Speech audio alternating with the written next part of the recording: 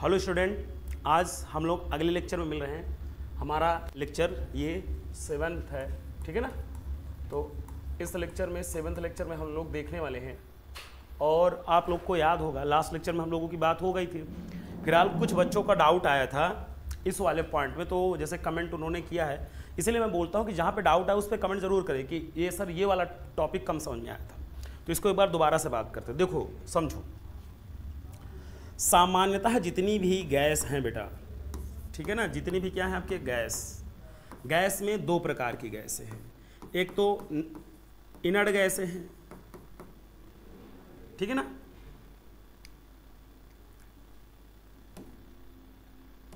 Inert gas है, एक inert gas है और एक क्या है नॉर्मल गैस है या सामान्य गैस। इन्हीं को बोलते हैं हम लोग अक्री गैस, या इन्हीं को बोलते हैं हम लोग नोबल गैस, और ये नहीं हम सामान्य गैस। तो अक्री गैसों में अगर बात हो तो 18th ग्रुप के जितने भी तत्व आते हैं, या हम कह सकते हैं वो के सब जितने भी 18th ग्रुप के तत्व हैं वो सब के सब कौन से होते हैं, अक्री गैस होती हैं, ठीक है।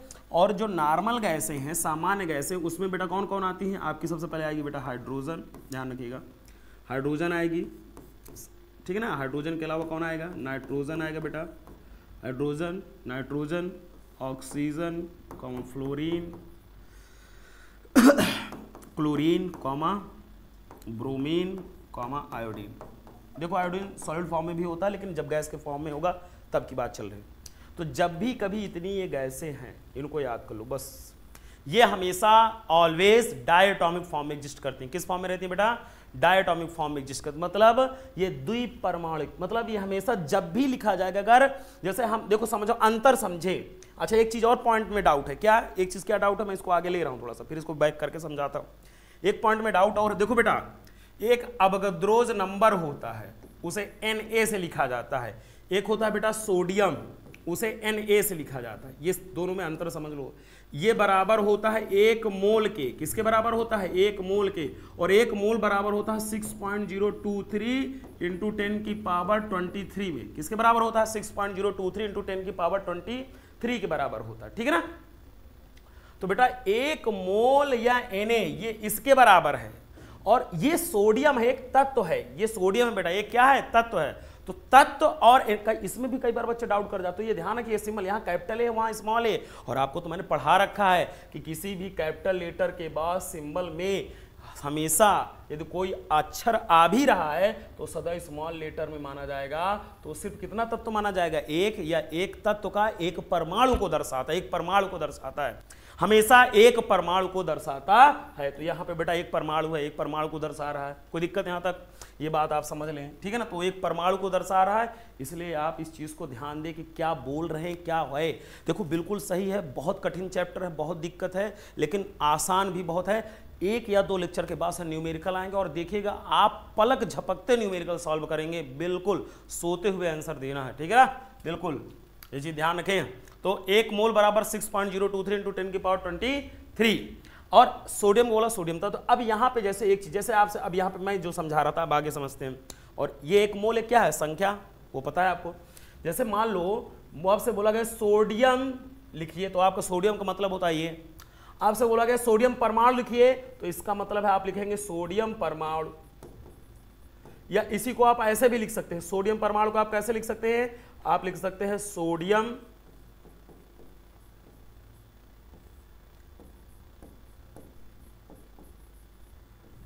परमाणु। क्या लिख सकते हैं? सोडियम परमाणु, ठीक है ना। अगर यहीं पे आपको बोला गया होता कि सोडियम अणु लिखिए, तो सोडियम अणु नहीं होता है कभी भी। तो सोडियम या सोडियम परमाणु या सोडियम परमाणु, ऐसे इस तरह हम लोकल जो बोलचाल की भाषा, न्यूमेरिकल की भाषा है, या जो क्वेश्चन की लैंग्वेज होती है, उनमें इस प्रकार हम यूज करते हैं, ठीक है। लेकिन हम जैसे अब जल है तो हम बोलेंगे H2O बेटा लिखो, तो आप ये लिखोगे, या यहीं पे आप लिखो, क्यों? आप फिर बोला जाए H2O अणु लिखिए, तो आप लिखोगे H2O अणु। फिर अगर बोला जाए तो आप इसे कौन क्या लिख सकते हैं? जल का अणु भी लिख सकते हो, ठीक है। लेकिन आप इसे जल का परमाणु नहीं लिख सकते। क्यों नहीं लिख सकते? क्योंकि बेटा आपको याद है, पता है पहली ही परिभाषा में, पहले लेक्चर या दूसरे लेक्चर में ही बता दिया है कि बेटा ये क्या है, एक अणु है। क्यों? एक से अधिक कितनी है संख्या में बेटा? 3, 2 हाइड्रोजन है, 1 ऑक्सीजन है। तो समझ आ रही बात ना? बिल्कुल, यहां तक कोई दिक्कत नहीं। ये इसे परमाणु नहीं बोल सकते। वैसे ही जब कभी भी आपको बोला जाए, जैसे बोला गया था आपको बोला मैग्नीशियम, तो मैग्नीशियम का मतलब आप Mg लिखते हैं। मैग्नीशियम परमाणु, तो इसी के आगे आप लिख देंगे मैग्नीशियम परमाणु। क्या लिख देंगे? मैग्नीशियम परमाणु। लेकिन अगर आपसे बोला गया हाइड्रोजन, सिर्फ हाइड्रोजन बोला गया, तो हाइड्रोजन का मतलब H2। एग्जामिनर ने बोला हाइड्रोजन, या किसी आपके स्कूल में टीचर ने आपसे बोला बेटा हाइड्रोजन लिखो, तो हाइड्रोजन का मतलब H2। अगर उसने बोला, कुछ नहीं बोला है तो ये हमेशा, और कुछ नहीं बोला तो इसको हम और क्या लिख सकते हैं? और का मतलब अथवा हम इसे लिख सकते हैं हाइड्रोजन अणु। क्या लिख सकते हैं? हाइड्रोजन अणु। अणु क्यों बोला? क्योंकि एक से अधिक है। कितने हैं? 2 हैं। यौगिक नहीं बोल सकते। क्यों? क्योंकि दोनों के दोनों हाइड्रोजन वहां एक कम से कम 2 भिन्न प्रकार के होने चाहिए थे, कम से कम 2 भिन्न प्रकार के होने चाहिए। अब अगर यहीं पे बोल दिया हाइड्रोजन परमाणु, अब परमाणु बोल दिया ना, अब लिखेंगे आप हाइड्रोजन परमाणु।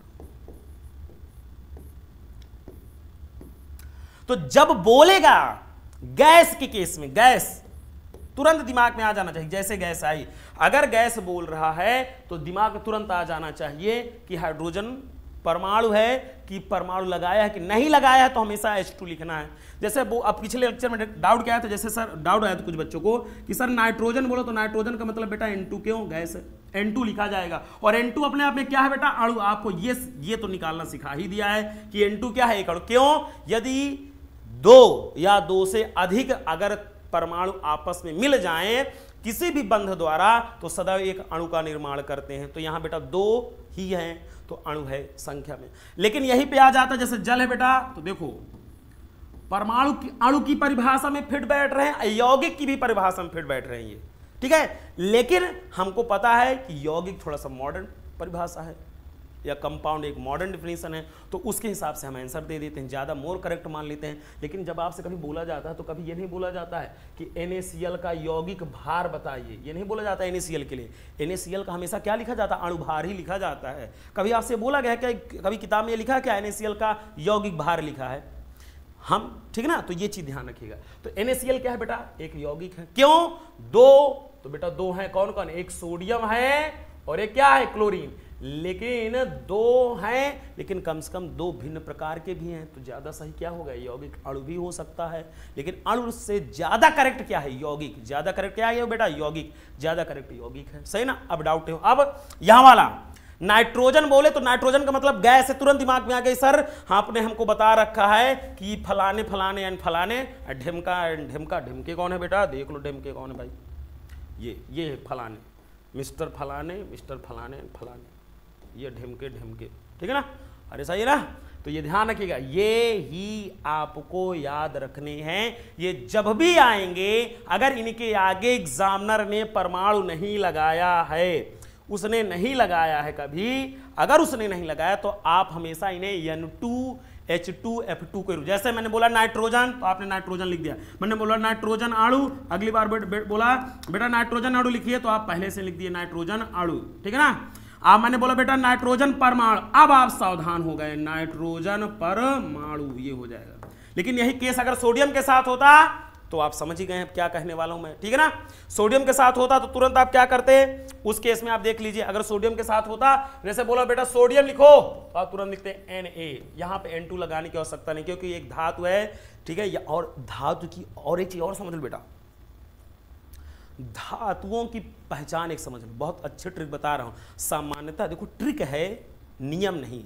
ट्रिक मैक्सिमम फॉलो होती, कई बार कुछ जगह नियम मतलब ये फॉलो नहीं होती। जिसके पीछे यम लगा हो, यम मतलब बेटा यमराज, यम्मा, यम्मा, यम्मा मतलब यमराज।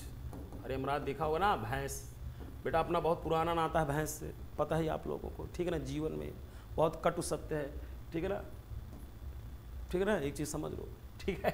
तो जिसके पीछे यम लगा हो, यम, यम मतलब यमराज, जैसे सोडियम, मैग्नीशियम, कैल्शियम, सीजियम, ठीक है ना, जिसके पीछे यम लगा है वो सब के सब सामान्यतः क्या है बेटा? धातु। क्या है बेटा? धातु। ये बहुत बेसिक ट्रिक है, ये ऐसी ट्रिक है छोटे बच्चों के लिए एक तरह से, बाकी आप तो समझदार हैं, सब जानते हैं, आगे चल के मैं इसको और क्लियर करूंगा। लेकिन जिसके पीछे यम लगा है, यम यम, तो यमराज, भैंस याद आनी चाहिए। और भैंस बेटा कैसी होती? स्ट्रांग, ठीक है, धातु, क्या है? धातु। और रात की लाइट में यदि भैंस के ऊपर लाइट पड़ जाए, भैंस के ऊपर आप टॉर्च मार के तो बहुत शानदार चमचमाती है, एकदम काली सी, खूबसूरत सी, सुंदर सी, ठीक है ना बेटा, बहुत शानदार भैंस। इसका मतलब धातुओं में क्या होती है बेटा? चमक, लस्चरस, चमक होती है, बहुत शाइनिंग होती है, चमक होती है ना, सोना दूर से चमचमाता रहता है। वैसे बेटा तुरंत दिमाग में याद आ जानी चाहिए, सर धातु बताया था, धातु मतलब यमराज, यम्मा, भैंस। अरे क्लियर है ना?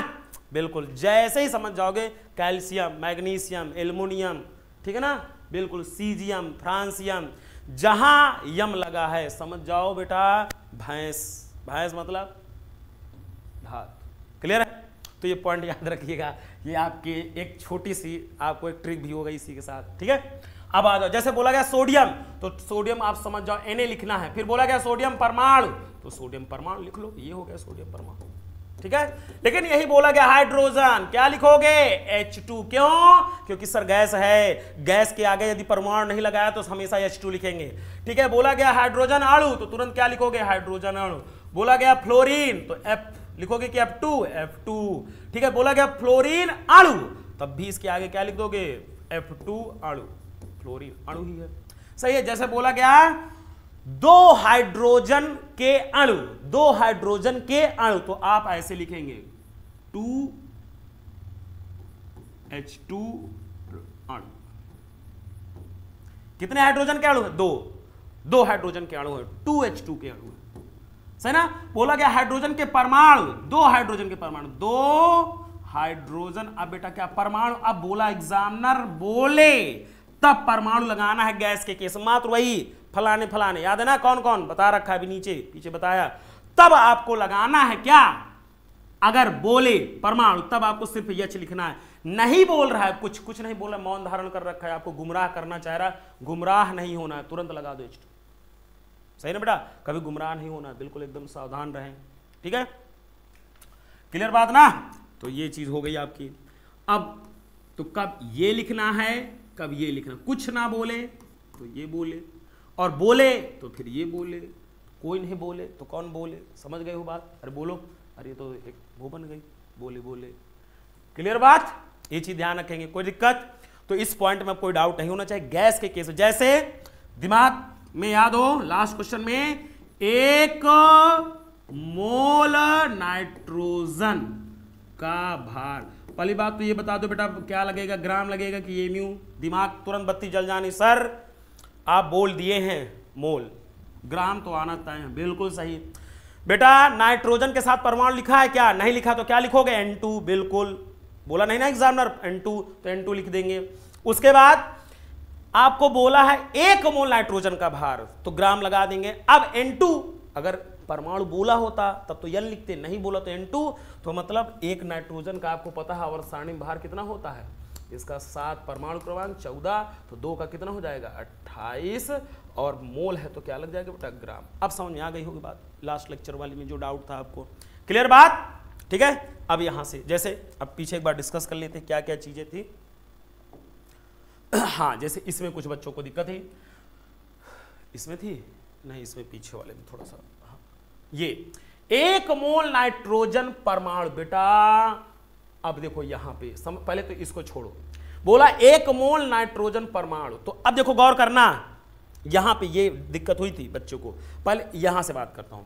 1 मोल ऑक्सीजन का भार, ऑक्सीजन बोला है बेटा, अगर ऑक्सीजन बोला है, अगर ऑक्सीजन बोल दिया है तो आप समझ लीजिएगा कि गैस है, और गैस है तो O नहीं, क्या आएगा? O2, सही है, और O2 आएगा, और मोल लगा है तो भार में क्या लगेगा? ग्राम।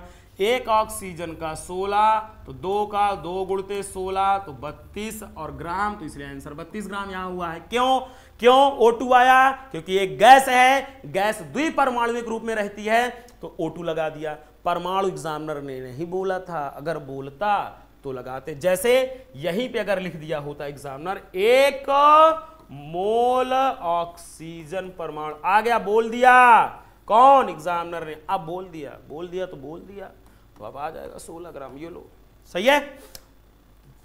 अच्छा, ये परमाणु है भी, कैसे पता, क्योंकि अकेला है तो परमाणु है, और बेटा ये कितनी है संख्या में, 2।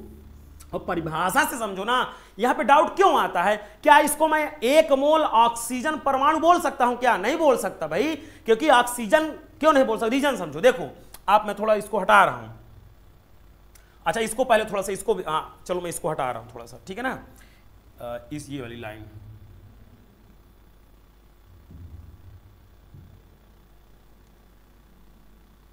इसको क्या हो गया,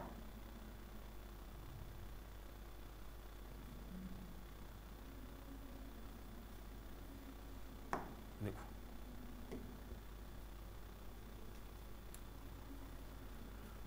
आप समझिएगा,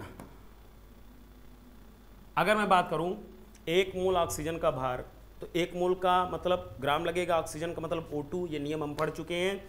इसी को मैं ऐसे भी अपनी भाषा में लिख सकता हूं, 1 मोल ऑक्सीजन का भार, लिख सकता हूं कि नहीं लिख सकता बेटा, बिल्कुल लिख सकता हूं, तब भी सेम आंसर आएगा, क्या, 32 ग्राम। क्यों, चाहे ऑक्सीजन लिखो चाहे ऑक्सीजन के स्थान पे O2, ये नियम आपको बताया, इसको आप लिख ही लोगे, मैं इसको इरेज कर रहा हूं थोड़ा सा, ठीक है ना। अब इसको देखो, अक्रिय गैसें तो आपको पता है कौन कौन होते हैं, हीलियम, पता है ना, हलीना ने की रब से, अरे सॉरी, हे नीना, अरे करीना, जियो रवीना, ये तो पता है अभी आपको, ठीक है, सबको पता ही होगा।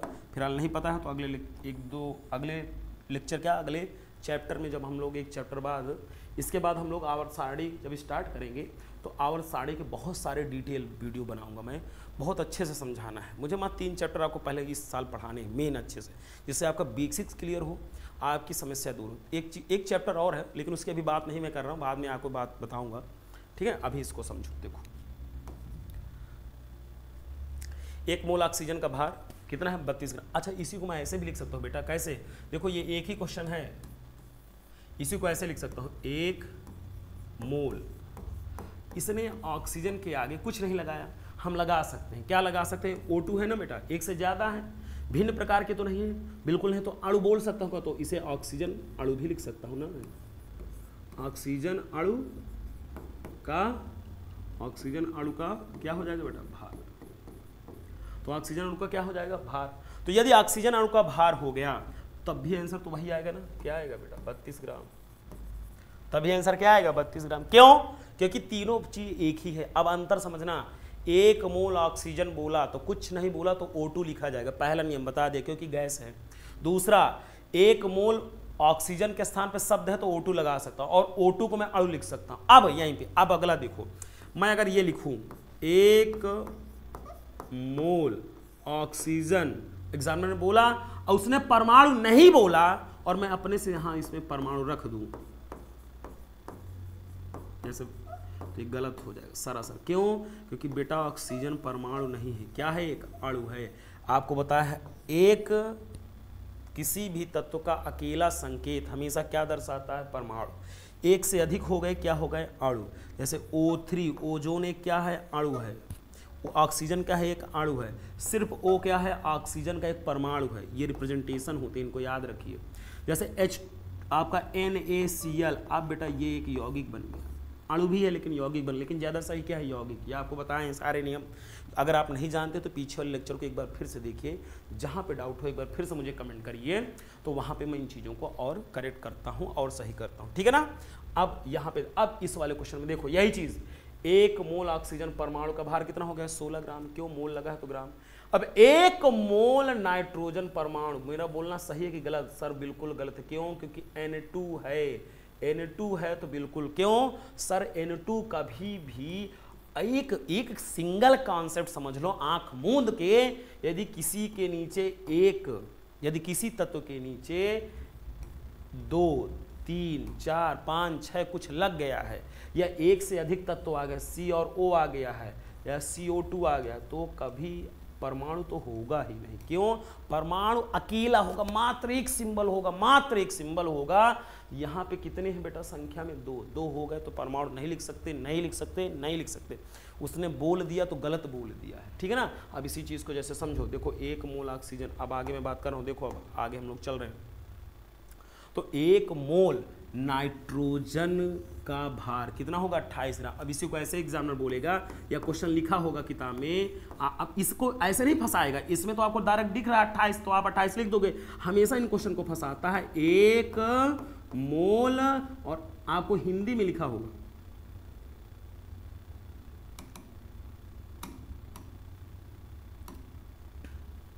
1 मोल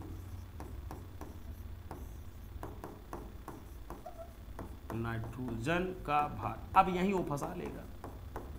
क्यों फंसा लिया? क्यों? क्योंकि नाइट्रोजन एक गैस है, और नाइट्रोजन एक गैस है तो वहीं से आपको उसने तुरंत ले लिया। और इसमें बच्चे ने ध्यान नहीं दिया तो समझ लो उड़ता हुआ तीर आपने ले लिया, और जब ले लिया तो फिर ले लिया बेटा, ठीक है। तो अब इससे सावधान हो जाओ, तुरंत पहले देखो मोल है, ग्राम लगाओ, देख लो कहीं गैस तो नहीं, बिल्कुल बेटा है तो क्या लिखे जाएगा? तो इसी को अपने भाषा में कन्वर्ट करो, 1 मोल नाइट्रोजन है, नाइट्रोजन का भार बोल रहा है, या इसी को और भाषा में कन्वर्ट करो और अच्छे से, और अच्छे से का मतलब 1 मोल नाइट्रोजन अणु। अब देखो एग्जामिनर कितना दिमाग लगा रहा है। अगर वो अणु लगा देता तो आपको तुरंत दिमाग में आ जाता कि यन नहीं होगा, लेकिन कितना शानदार लिखा 1 मोल नाइट्रोजन। अब जैसे ही बच्चा 1 मोल सोडियम वाले क्वेश्चन सॉल्व किया रहता है तुरंत वो लिखता है एन, और जैसे ही एन लिखा मामला क्या? गलत। सही ना? बारीकियां पकड़ो, खेलो, केमिस्ट्री खेल है, खेल गए तो खेल गए, ठीक है ना, बिल्कुल सही ना। ये चीज 1 मोल नाइट्रोजन का भार, तो 1 मोल नाइट्रोजन का भार तो कितने ग्राम बोलो? 28 ग्राम। होगा कि नहीं होगा? 1 मोल नाइट्रोजन का भार, 1 मोल नाइट्रोजन अणु का भार, तो बात वही तो है। तभी आंसर कितना आ जाएगा बेटा? 28 ग्राम। अब मुझे लगता है इस लेक्चर में कोई डाउट नहीं होने चाहिए, ठीक है ना। तो ये लगभग बहुत सारी चीज़ें हो गई हमारी। अब इस पे अगले हम लोग आगे बात करने वाले हैं। अब 1, 2, 3 क्वेश्चन सॉल्व करते हैं, फिर उसके बाद इसमें कुछ नई चीज़ें सीखते हैं, ठीक है ना। कुछ नई चीज़ सीखते हैं, नई चीज़ सीखते हैं मतलब अभी नहीं सीखेंगे, बाद में सीखेंगे, ठीक है। अभी तो पहले एक इस प्रकार के सारे वैरायटी के क्वेश्चन कर लेते हैं, फिर एक नई चीज़ सीखते हैं। मैं इन क्वेश्चन की आपको सीरीज देता हूँ, आप स्वयं करके आइए, फिर मैं नया कुछ आपको पढ़ाता हूँ। अगले लेक्चर में हम इनको सॉल्व करके नई सारी चीज़ें आपको मिलेंगी, तो बात करते हैं। पहले आप इन क्वेश्चन को नोट कर लीजिए, इनको आपको करना। देखिए सबसे पहला आप सॉल्व करिए, 1 मोल हाइड्रोजन परमाणु का भार। फिर दूसरा 1 मोल हाइड्रोजन का भार, ठीक है। अब इसी को मैं लिखूं,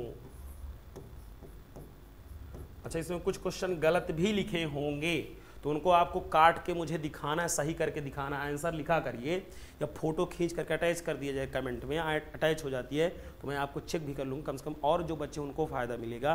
आज ही सॉल्व करके कमेंट करिएगा, जहाँ पे जिस क्वेश्चन पे नंबर पे डाउट हो उस नंबर को वहाँ पे कमेंट जरूर किया करिए। थोड़ा सा लाइक सब्सक्राइब करिए, कमेंट करिए, तो थोड़ा सा हमको भी एक मतलब मोटिवेशन मिलता है, फील होता है कि नहीं हमारे बच्चे पढ़ रहे हैं, इससे फ़ायदा हो रहा है, और फ़ायदा होगा तो फिर अगले वीडियो बनाने में मन लगता है, फिर और दुगनी मेहनत से मन होता है, ठीक है ना। ये चीज़ बेटा जीवन में तारीफ बहुत ज़रूरी है, और एक समझ लीजिए, कोई भी इंसान हो तारीफ का भूखा होता है, मतलब ये एक ह्यूमन नेचर है। अगर आप जीवन में किसी की तारीफ करते हो तो देखो बहुत प्रसन्न है। अब किसी की आप बुराई बताओ, जबकि आप बुराई बता करके उसकी क्या कर रहे हैं, बहुत अच्छा काम कर रहे हैं, लेकिन लोग आपको कभी भी अच्छा नहीं कहेंगे। अगर आपका वो मित्र है तो वो उसको समझेगा, कोई दूसरा है तो उसको चुगली समझेगा कि हमारे साथ ऐसा कर रहे हैं, ये हमारे बारे में गलत बोलते हैं। लेकिन कमियां ढूंढने वाला आपका बहुत बड़ा मित्र होता है। जीवन में सफलता के लिए ऐसे लोग बहुत जिम्मेदार, बहुत सहायक होते हैं। इस चीज़ को आप ध्यान रखिएगा। कमियां हमेशा इंसान को बहुत अच्छा बनाती है। और एक चीज़ ध्यान रखिए, मैं बहुत छोटी सी बात बता रहा हूँ आपको सफल होने में। खुद से छोटे छोटे टारगेट बनाइए, मात्र छोटे। मैं कह रहा हूँ आप 1 महीना लगातार सिर्फ 1 घंटे या 1.5-2 घंटे का टारगेट बना के पढ़ के देखिए।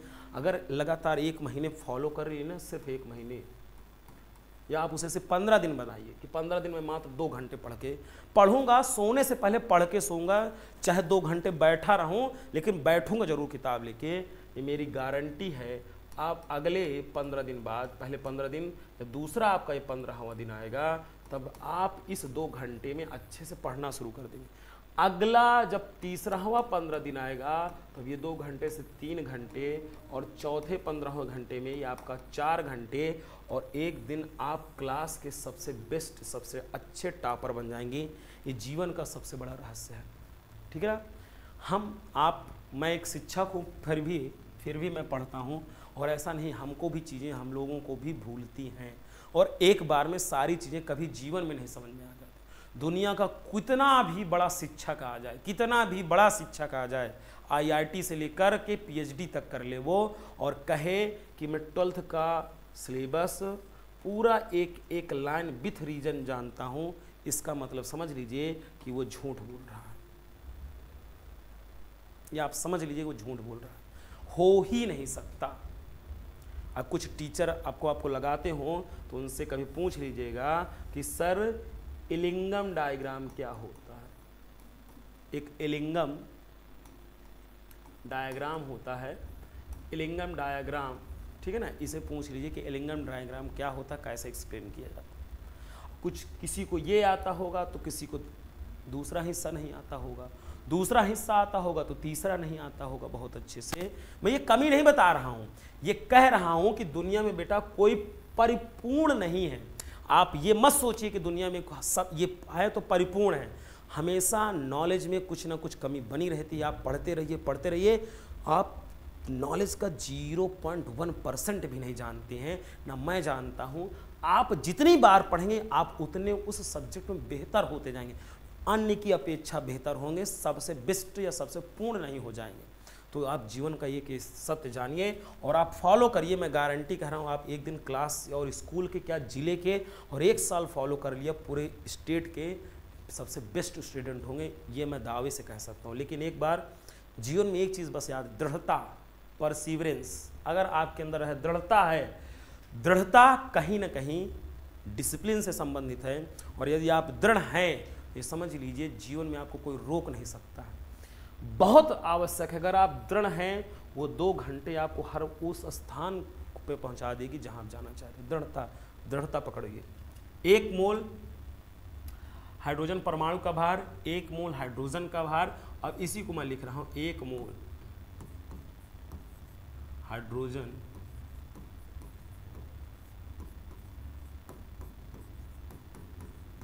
अणु का भार, 1 मोल हाइड्रोजन अणु का भार। चौथा,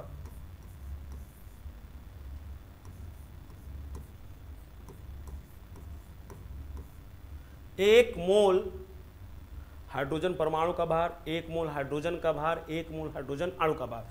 अब यहीं पे जैसे मैं लिखूं 1 मोल CH4 का भार। अब मैं इसी में अगर लिखा होता 1 मोल CH4 अणु का भार, इसी को मैं लिख सकता हूं 1 मोल CH परमाणु का भार।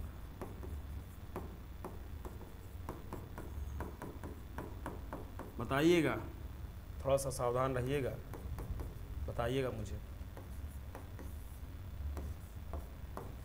1 मोल, ठीक है ना, 1 मोल, इसको मैं चेंज कर रहा हूं थोड़ा सा,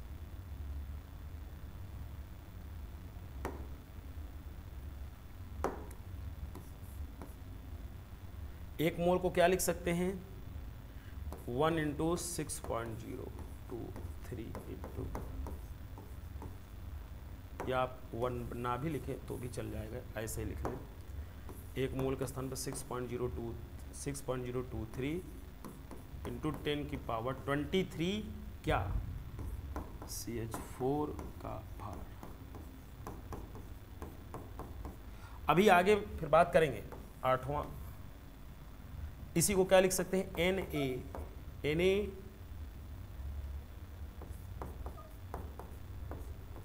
CH4 अणु का भार। अच्छा, इसे ये भी तो लिख सकते हैं क्या Na CH4 का भार, अणु ही तो है, सही ना, क्लियर। अब अगला क्वेश्चन, इसी के आगे अगर लिखा जाए एक CH4 अणु का भार, इसी को अगर लिखा जाए एक CH4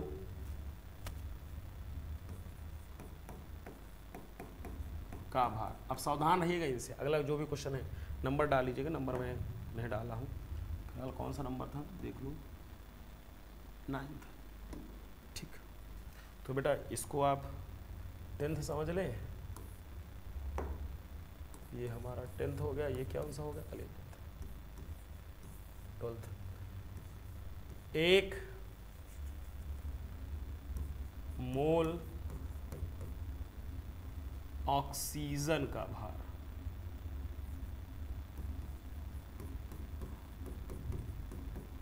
अगर यहीं पे बोला होता एक मोल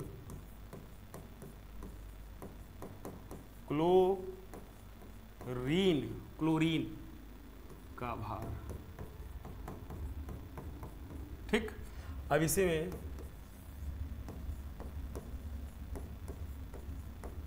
एक मोल क्लोरीन का भार, एक मोल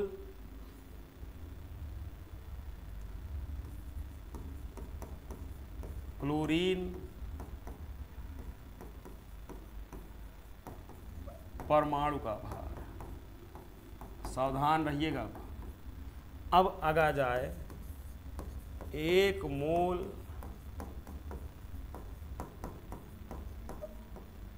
क्लोरीन अणु का भार, और अब इसी पे आ जाए एक मोल क्लोरीन अणु का भार हो गया, एक मोल क्लोरीन का भार, और इसी पे आ जाए एक क्लोरीन अणु का भार। बेटा ध्यान देना अब, ठीक, एक क्लोरीन अणु का भार, और इसी पे आ जाए एक क्लोरीन परमाणु का भार, और इसी पे आ जाए एक क्लोरीन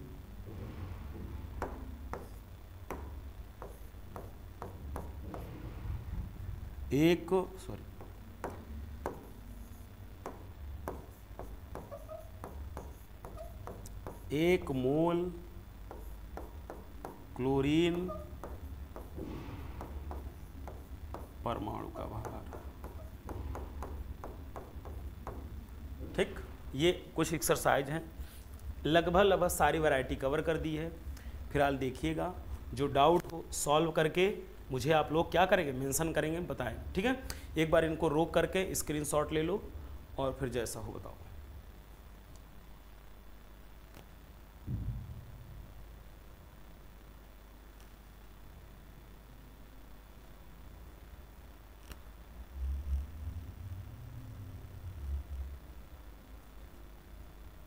ठीक है बेटा, और इसका दूसरा भाग ये है, इसका भी आप लोग एक बार स्क्रीनशॉट ले लें।